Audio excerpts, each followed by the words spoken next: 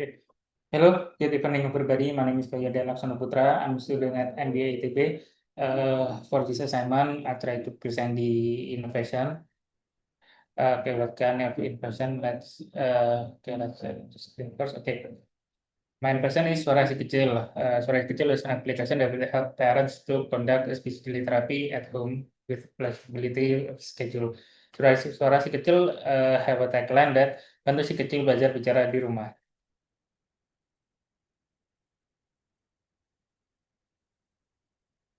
Suara Kecil is an interactive application that will help parents to conduct early speech delay intervention for their kids at home, especially guided by this expert and certified therapist. Why I choose this innovation because I myself, as a parent, experience speech delay for my kids. At the 2 years old, he has a red flag that less than 50 words, and I will do a speech delay intervention. By the time I can find the clinic, the available clinic, I have to wait for 2 months to do the assessment and wait another month for the therapy itself. Uh, why it matters and why? Because after I experience it myself, based on the JANA research, estimated 32% of Indonesian children are experiencing some degree of speech delay. This is caused by the parenting style that have an excessive screen time and a lack of stimulation. Also, parents are also denial that their kids are experiencing speech delay and have limited access to the therapy services. Suara Si Kecil have a novelty, produce a new approach to speech delay therapy for children and for more flexibility and personalized and early intervention that are not available right now in the market. If a success, I will give access and empower parents as a potential to partner with pediatric clinics and reach the unreached market. It's also relevant, as I said earlier, that 32% of Indonesian children are experiencing some degree of speech delay, and including my son. Also, the parent are lack of awareness and access to early intervention for most of parents. Suara Si Kecil is a result of combination of product and service innovation, new digital product designed for speech delay therapy, and also reinvent how speech therapy is delivered. As existing, the conventional therapy is conducted from the in-clinic and face-to-face with the therapist, and also limited by the geography and scheduling conflict. On the other hand, Suara Si Kecil is very flexible, delivered digitally from their tab or phone, can be accessed 24/7 anywhere in Indonesia. This is a mock-up of the application. After we enter, we are many modules to conduct the speech delay intervention.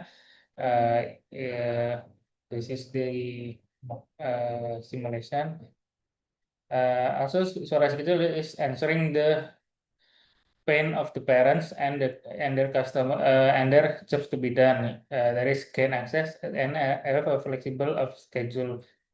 The plan removal is reducing the cost and travel barriers, available anytime or flexible schedule, and step-by-step guidance for parents that are very confusing for them to conduct themselves. By using Suara Si Kecil, it will help them to conduct the speech delay therapy. With this proposition canvas, we are determine the first the primary target, that is the parents of children with speech delay symptoms, families in rural and suburban areas with limited access, and also the secondary customer is pediatrician, speech therapist, and the early childhood educators clinic. Okay, how to deliver the Suara Si Kecil with partnership with pediatric clinic, social media influencer marketing, and also available in iOS and Android. The key partnership is certified speech therapist, pediatrician, early childhood educators, and the government itself. Key activities is developing application and content, partnering with expert, data collection, and marketing campaigns. Key resources are also therapy content and clinical knowledge, application development, and user experience design team. The cost structure are divided into 3 parts. The first one is infrastructure, the app development, server cost and maintenance, content validation, including the fees for the experts, marketing, and promotion. We have 4 model of revenue stream. First one is freemium. It's a trial for parents. Microtransaction is for parents. They know what they want and what they needed. Money and annual subscription is for the full content of the speech delay therapy. Also, we have option for premium subscription for B2B pediatrician, clinics, and school partnership.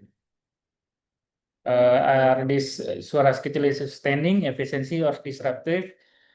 Based on the Christensen in the Innovator's Dilemma book, he said that we're a new entrance enter the market with product or service that is initially simpler, more affordable, and accessible than the existing offering, then it can be classified as disruptive innovation. So let's deep dive into the suara si kecil. It is actually simpler, shifting from in-clinic conventional therapy into easy and flexible therapy session. It's also accessible, reaching new market. There are parents who cannot attend the conventional clinic, and also suara schedule is challenge the incumbent. He has a potential user growth, flexible, affordable, and might disrupt the conventional therapy clinic. The strategy to achieve that is suara kecil actually need seeker. They need to do a gap analysis what the parents want, what the parents need, and then proactively adapt and localize the content. Clinical validation, make sure that the content or modules is very clinical accurate and act as a first mover. Also big bets because it has a high risk but high return because it end-to-end infrastructure, targeting a new market, and a long-term commitment to change the parents' behavior. The R&D management, we have a 5-stage gate. The first one is problem identification. We identify the real challenge for the parents. In this stage, parents play a significant role. We should know what their pain is, and the second stage is design and co-creator. We also involve the parents here as a co-designer to make sure that the application is very usable. And then the third stage is clinical and technical validation. We involve certified speech therapists and validate the content and make sure the clinical accuracy and make the application ease of use to most of the parents or user. And then we testing it to the selected market. We gather the insight and make refinement from the user feedback and the scale. And then the last is scalability and continuous R&D. We scale up the application to reach the wider market. We also make an innovation audit to identify bottleneck, prioritize iteration, and support decision to scale up content localization. The first one is strategy, process structure, result and learning, resource and capability, and technology adaptability. Our criteria is have a matrix. We also monitor each month to make sure that it reach the goals. We measure the number of satisfied user, the addition or new member, and many more.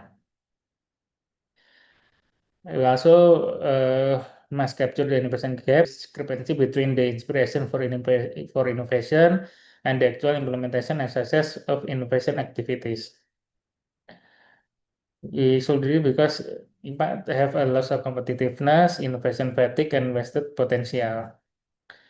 We have five criteria also: the strategic operational disconnect, cultural structural barriers, resource misallocation, measurement mismatch, and internal focus over external needed.